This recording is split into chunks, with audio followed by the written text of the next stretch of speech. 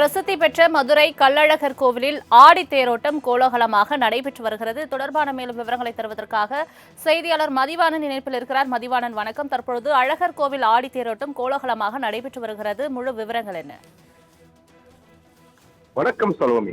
மிகவும் பிரசித்தி பெற்ற மதுரை மாவட்டத்தில் இருந்து கொண்டிருக்கிற அழகர் கோவிலின் ஆடி திருவிழாவின் முக்கிய நிகழ்வான தேரோட்டம் தற்போது தொடங்கி மிக சிறப்பாக நடைபெற்று வருகிறது.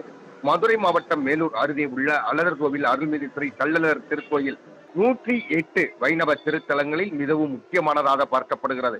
இதனால் இது பக்தர்களுக்கு தென் திருப்பதி என்றும் அழைக்கப்பட்டு வருகிறது. இங்கு மாதந்தோறும் திருவிழாக்கள் நடைபெறுவது என்பது வழக்கமான ஒன்று. அவற்றில் சித்திரை திருவிழாவும் ஆடி தேரோட்டமும் உலக பிரசித்தி பெற்ற மிகவும் அதிமுக்கிய திருவிழாக்களால் பக்தர்களால் கொண்டாடப்படுகிறது. முதல் நிகழ்வாத கொடியேற்றத்துடன் தொடங்கிய 10ஆம் நாள் ஆடி திருவிழாவில் தினந்தோறும் அன்னம் மற்றும் சிம்மம், அனுமார், கருடன் உள்ளிட்ட பல்வேறு வாகனங்களில் சுந்தரராஜ பெருமாள் எழுந்தருளி பக்தர்களுக்கு அருள்வாளித்தார். அதனைத் தொடர்ந்து இன்று அதிகாலை சுந்தரராஜ பெருமாள் திருத்தேரில் எழுந்தருளி பக்தர்களுக்கு காட்சி தந்திருக்கிறார். முக்கிய நிகழ்வாத தற்போது தேரோட்டம் தொடங்கி நடைபெற்று வருகிறது.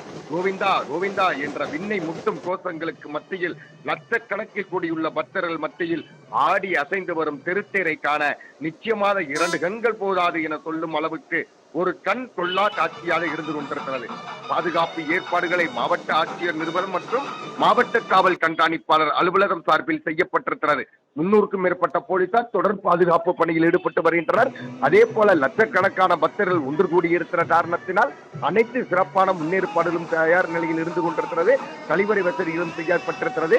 அதே போல சிறப்பு பேருந்துகள் என்பது மதுரை பெரியார் பேருந்து நிலையம், ஆரப்பாளையம் மாட்டுத்தாவணி உள்ளிட்ட பல்வேறு இடங்களில் இருந்து இயக்கப்படுகிறது. தேரோட்டம் நடைபெற்று வரும் காரணத்தினால் கடுமையான போக்குவரத்து நெரிசல் என்பது ஒருபுறம் நிலவி வந்தாலும் கூட சிறப்பாக பணியாற்றி போக்குவரத்து புலனாய்வு போலீசார் ஆங்காங்கே வழித்தடங்களை அமைத்து சிறப்பாக அந்த பயணத்திற்கு எந்தவித போக்குவரத்து இடையூறும் இல்லாமல் ஏற்பாடுகளை செய்திருக்கின்றனர். சலோமி,